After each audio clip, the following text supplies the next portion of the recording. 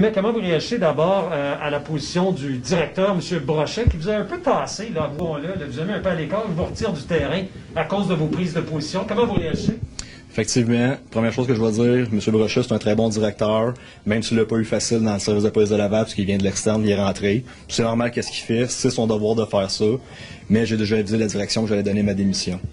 Donc ces mesures-là, pour me faire taire, pour contrôler un agent de la paix, un policier, ne fonctionnent plus envers moi. Donc, attendez, là, vous êtes en train de sacrifier, vous dites, moi c'est fini comme policier, parce que vous voulez devenir, je sais pas, conspirationniste à temps plein, là. Vous allez me dire que c'est exagéré, mon expression, là? Effectivement, M. Poirier, c'est exagéré. Je suis pas conspirationniste à temps plein. J'ai des commerces. J'ai bâti des parapluies alentour de ma décision. Et pourquoi que mes collègues ne peuvent pas le faire? C'est qu'ils n'ont pas financièrement la possibilité de quitter une fonction comme policier.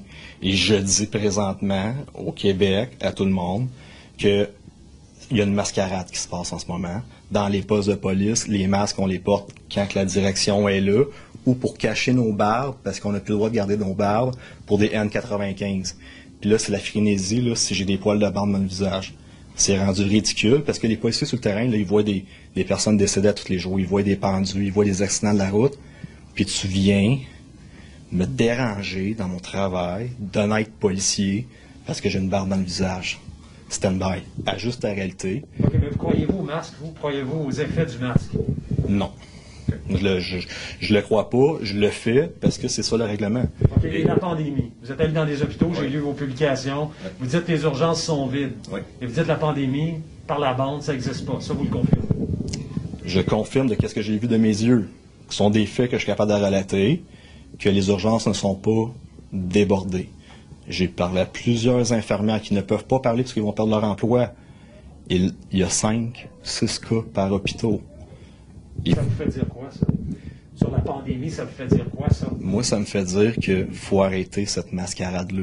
Je laisse ma carrière de 12 ans policier, 100 000 par année, un fonds de pension, mes avantages sociaux, parce que je dis à M. Legault, non, ça suffit. Je ne suis pas l'outil de ta dictature. Je travaille pour le citoyen, je travaille pour le peuple. C'est ça mon serment d'allégeance que j'ai fait en 2009.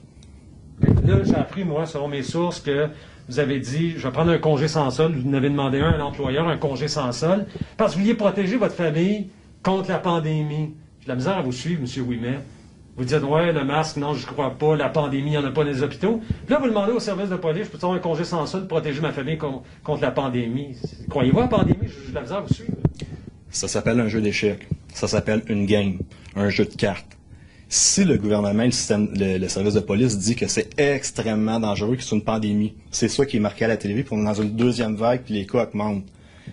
Moi, j'ai le droit de ne pas y croire à cette fameuse pandémie-là. Mais par contre, qu'est-ce qui est légal, qu'est-ce que vous dites, c'est que c'est dangereux. Je vis avec des personnes âgées, 86 ans, hypothéquées pour sa santé, problèmes d'eau au poumon, difficultés respiratoires, oxygène 24/24.